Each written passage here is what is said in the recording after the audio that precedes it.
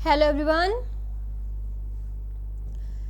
Welcome to MS study guru. So आज की video में हम कुछ पढ़ने नहीं वाले, हम ये जानने वाले हैं कि मेरा UGC नेट इकोनॉमिक्स में JRF जो है वो कैसे 99.93 परसेंटाइल के साथ क्लियर हुआ था।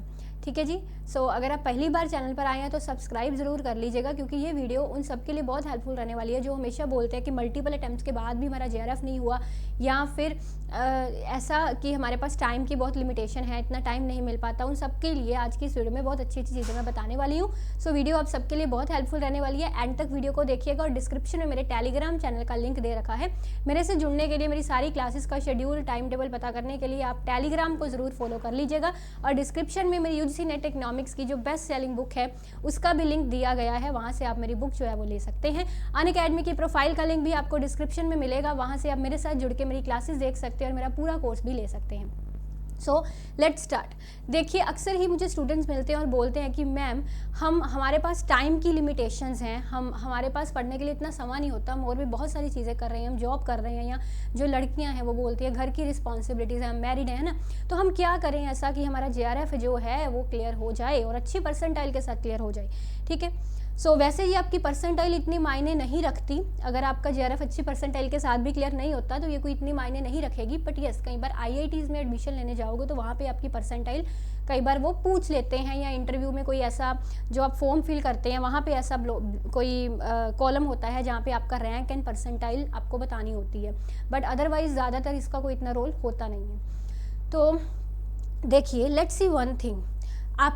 मैंने हमेशा आपको एक चीज़ बताई है कि जब भी आप कोई काम करने जाते हैं ना, तो उस काम को ना करने वाले बहाने बहुत ज़्यादा होंगे, या यू कैन से कि उस काम को ना करने वाली हिंड्रेंसेस आपके रास्ते में बहुत ज़्यादा होंगी कि किन बहानों के कारण या किन हिंड्रेंसेस के कारण आप उस काम को नहीं कर सकते। ठीक है, आपके पास टाइम की लिमिटेशन है, रिस्पॉन्सिबिलिटीज़ बहुत सारे होंगे, बट आपको सिर्फ एक ही ऐसा कारण ढूंढना है, एक ऐसा रीज़न ढूंढना है जिसके कारण वो आप काम कर सकते हैं। ठीक है, तो मेरे पास ये रीज़न था, मेरी इंटरनल डेडिकेशन एंड मेरी कंसिस्टेंसी, मेरे अंदर जो जुनून था वो जस्ट ये, और कोई रीज़न नहीं था। बहुत सारे हिंड्रेंसेस आपकी तरह मेरे भी रास्ते में थे जब मैंने UGC नेट की तैयारी या JRF की तैयारी स्टार्ट की थी। मैं भी सिर्फ इसकी तैयारी नहीं कर रही थी, बहुत सारे और भी काम साथ में कर रही थी।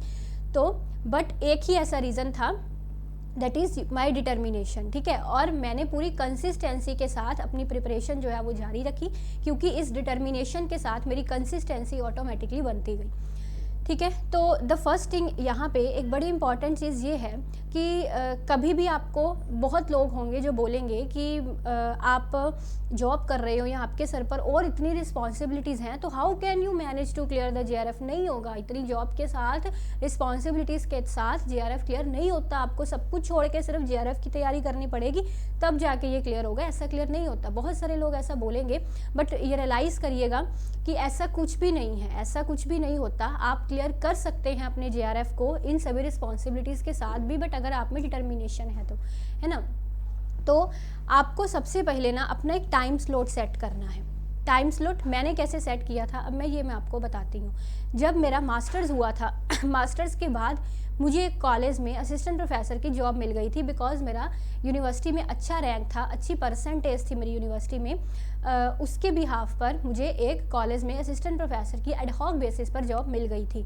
तो जब मैं वो जॉब कर रही थी तो मुझे था कि अब मुझे अपना जो JRF है उसको क्रैक करना है, और मुझे आगे फर्दर PhD करनी है या किसी और रास्ते में जाना है। तो मैंने अपनी जॉब के आवर्स के दौरान मैं क्या किया करती थी, जो मेरी जॉब के आवर्स थे उनमें से जो मेरा लेक्चर देने का टाइम होता था, उसके बाद मैं स्टाफ रूम में बाकियों के साथ नहीं बैठती थी, बाकियों के साथ बैठकर बातें नहीं करती थी, या फिर ग्राउंड में जाकर टहलती नहीं थी, या कुछ भी ऐसा काम मैं नहीं करती थी जो शायद ज़्यादातर सोच होती है इंडिविजुअल्स की कि हम जॉब के बाद अपना जो टाइम है वो निकालें और लेयर करें, मतलब आराम करें उस टाइम पर, या एंटरटेनमेंट वाली एक्टिविटीज़ करें। तो मैं वो चीज़ नहीं करती थी। मैं अपने लेक्चर्स देने के बाद जाकर लाइब्रेरी में बैठ जाती थी, और किसी भी और चीज़ की परवाह किए बिना कि मेरे जो फ्रेंड्स हैं वो मुझसे नाराज़ हो जाएंगे, हमसे बात नहीं करनी आई, हमारे साथ ये खेल नहीं रही, कुछ गेम्स वगैरह, इंडोर एक्टिविटीज़ जैसे लूडो वगैरह, है ना, तो या फिर हमारे साथ ये बातें नहीं कर रही बैठ के, हमारे साथ कैंटीन में चाय नहीं पी रही। तो इन सब चीज़ों की परवाह किए बिना मैं जाकर जस्ट लाइब्रेरी में बैठ जाती थी, इस चीज़ की चिंता किए बिना कि मेरे फ्रेंड्स क्या सोचेंगे या मेरी दोस्ती ख़राब होगी, या इन सब चीज़ों की परवाह किए बिना। तो लाइब्रेरी में जाकर मुझे किसी इन बातों की परवाह किए बिना मैं जब पढ़ने बैठती थी तो तभी वहाँ से उठती थी जब मेरे घर जाने का टाइम हो जाता था। अगर मैं 1 बजे वहाँ पे पढ़ने बैठी तो 3:45 या 4 बजे के आसपास जब मेरे घर जाने का टाइम होता था तभी मैं वहाँ से उठती थी। यानी कि ये चीज़ें जो थी कि हमको अपना सोशल सर्कल अच्छा रखना है, दूसरों के साथ बातचीत में ज़्यादा टाइम देना है, या बैठ कर इंटरेक्शन करनी है दूसरों से, इन चीज़ों को मैंने थोड़ी कम इम्पोर्टेंस दी थी उस टाइम पर, क्योंकि मेरी और प्रायोरिटीज़ थी। ठीक है, तो आप भी ये चीज़ अपनी लाइफ में अडॉप्ट कर सकते हैं अगर आप नेट जेआरएफ की तैयारी कर रहे हैं तो, किसी और चीज़ों के साथ साथ। तो जब मैं लाइब्रेरी में जाके पढ़ती थी तो उसी वक्त मैंने अपने 3 इंटरनेशनल रिसर्च पेपर जो जर्नल्स में मैंने पब्लिश करवाए हैं वो भी लिखे थे। तो इसके अलावा उस टाइम पर मैंने अपनी एक पोएम्स की बुक भी लिखी थी, पोइट्री की बुक भी लिखी थी। आप में से बहुत मेरे जो पुराने लर्नर्स हैं उनको पता होगा।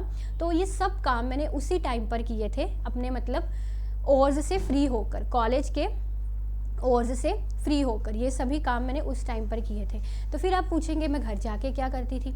घर जाके मैं क्या करती थी? घर जाके बिकॉज मेरी मदर भी वर्किंग थी, तो दैट्स द रीज़न कि घर का बहुत सारा ऐसे हाउस होल्ड चोर्स होते थे जो मुझे करने पड़ते थे, because my mother was also working. तो वो सब चीज़ों का प्रेशर भी होता था। ठीक है, तो इसलिए घर जाकर मेरे पास ज़्यादा टाइम अपने लिए नहीं होता था, बट फिर भी जो मेरे पास टाइम होता था आधा घंटा या 1 घंटा, उस टाइम में मैंने जो अपने वहाँ पर पढ़ा होता था बैठकर कॉलेज में, उस चीज़ की रिवीजन करती थी। जैसे अगर मैंने किसी एजुकेटर की क्लासेस लगाई हैं या सेल्फ स्टडी से कुछ पढ़ रही हूँ, वो तो मैंने कॉलेज आवर्स में पढ़ कर आना, घर आके जस्ट उसकी एक बार रिवीजन करनी। ठीक है, उसकी रिवीजन करनी, ये सब चीज़ मैं घर आके करती थी, या फिर प्रीवियस ईयर पेपर सॉल्व कर लेने या उस चीज़ की रिवीजन कर लेनी, आधे से 1 घंटा निकाल के यही काम हो पाता था। ठीक है, तो एक चीज़ यहाँ पे मैं और मेंशन करना चाहूँगी, जब मैं ये तैयारी कर रही थी ना अपनी नेट जेआरएफ की, तो उसी टाइम पर मैंने ये चैनल भी स्टार्ट किया था। उसी टाइम पर मैंने ये चैनल भी स्टार्ट किया था अपनी तैयारी के दौरान ही। ठीक है, तो मुझे ऐसा लगता था कि जो चीज़ें मैं पढ़ रही हूँ ना, अगर मैं किसी को पढ़ाना साथ में ही स्टार्ट कर दूँ ना, तो मेरी रिवीजन और अच्छे से हो जाएगी।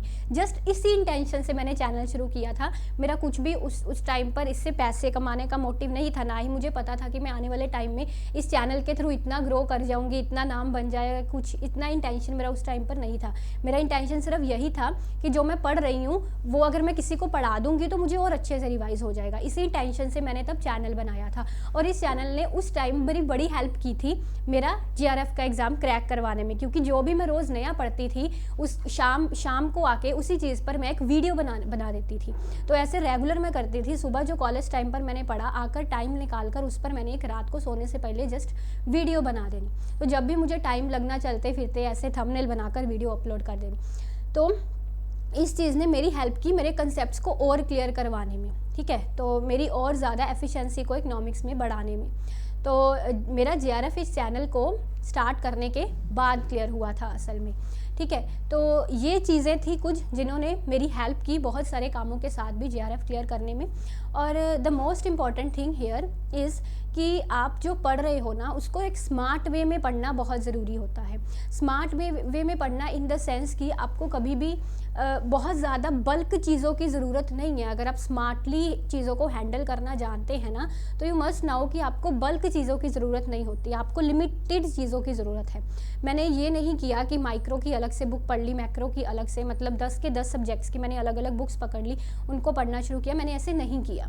मैंने अपने जस्ट मास्टर के नोट्स फॉलो किए। जो मैंने मास्टर्स में इकोनॉमिक्स पढ़ी थी उस टाइम जो मैंने नोट्स अब बनाए थे या बुक्स फॉलो की थी, मैंने उन्हीं बुक्स या उन्हीं नोट्स की मदद ली और अच्छे से रिवीजन करनी शुरू की। इसके अलावा जो मुझे लगता था कोई ऐसा यूजीसी नेट के सिलेबस में कोई ऐसा इकोनॉमिक्स में पोर्शन है जो मुझे मेरी मास्टर के नोट्स या बुक से नहीं मिल रहा, हाँ, उसके लिए फिर मैं कोई और बुक की ज़रूर हेल्प लेती थी, उसके लिए मैं फिर इंटरनेट की ज़रूर हेल्प लेती थी। ठीक है, बट ज़्यादा मैंने, मतलब जिसको बोलते हैं ना, खिलारा नहीं डाला किताबों का कि 10 किताबें 15 किताबें पढ़ने बैठ जाओ, ऐसा मैंने नहीं किया था। ठीक है, स्मार्ट स्टडी की थी, मैंने प्रीवियस ईयर में पूछे गए कंसेप्ट्स को नोट किया था और उनसे ही अपने नोट्स बनाए थे।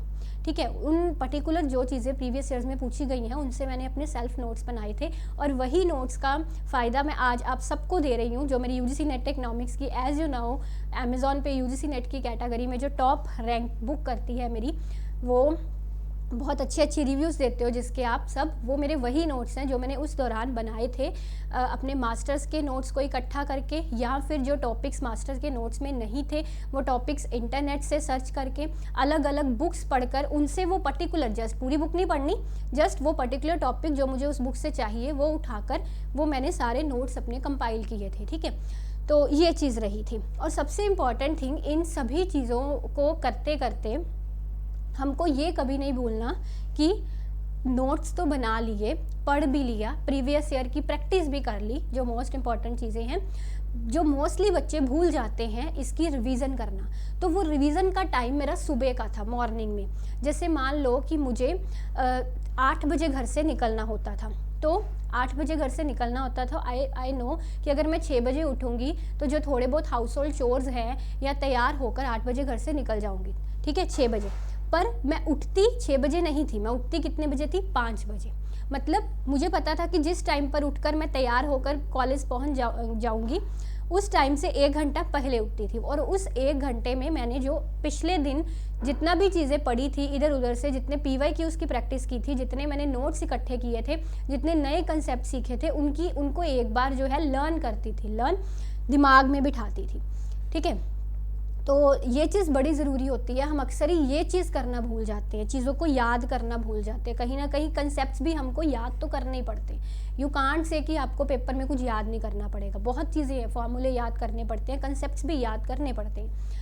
जितना मर्जी हम उसको रियल लाइफ से रिलेट करके पढ़ लें, बट फिर भी आपको याद करने पड़ते हैं, रिवीजन उनकी करनी पड़ती है। डेट्स, ऑथर्स के नाम, इकोनॉमिस्ट, पेपर 1 में बड़ी चीज़ें हैं जो याद करनी पड़ती। तो ये जो याद करने वाली चीज़ें होती थी ना, ये मैं मॉर्निंग में करती थी। हमेशा मैंने अपने स्टूडेंट्स को बोला था कि इस याद करने वाले काम को आप कोशिश करें मॉर्निंग में किया करें। बट यहाँ पर ये चीज़ नहीं करनी कि रात को 12 बजे सो के 5 बजे उठो, ये बिल्कुल ही गलत बात है।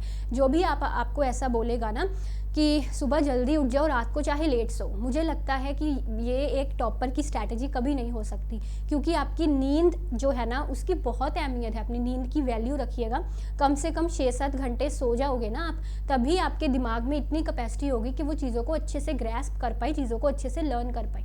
अगर आप नींद पूरी नहीं लोगे ना, तो आपका जो ब्रेन है वो इतना अच्छे से चीज़ों को याद नहीं रख पाएगा। मैंने एक बार पढ़ा था एक रिसर्च में कि जो इंडिविजुअल 5 घंटे या 5 घंटे से ज़्यादा 5 घंटे या 5 घंटे से कम रात की नींद लेता है, धीरे धीरे उसकी याददाश्त कमज़ोर होने लगती है।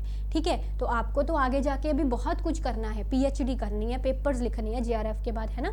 तो दैट्स वाई आप अपनी नींद से कॉम्प्रोमाइज़ करके ये चीज़ें मत करिएगा। कहीं ना कहीं टाइम निकाल कर आप 6-7 घंटे की कम से कम नींद ज़रूर लीजिएगा। ठीक है, तो that are the important things. तो यही इंपॉर्टेंट चीज़ें थी जो मुझे आज आपको इस वीडियो में बतानी थी। होपफुली ये सब चीज़ें आपके लिए काफ़ी हेल्पफुल रही होंगी। नोट्स बनाने, प्रीवियस ईयर की प्रैक्टिस करनी, रिसोर्सेज को लिमिटेड रखना, ज़्यादा खिलारा नहीं डालना, है ना, और फ्रीक्वेंटली चीज़ों को रिवाइज करना। अल्टीमेट यही 3-4-5 चीज़ें हैं जो आपको करनी है। ठीक है, तो वीडियो अच्छी लगी है तो लाइक शेयर भी ज़रूर कीजिएगा। And thank you very much for watching. Thank you, take care, bye bye.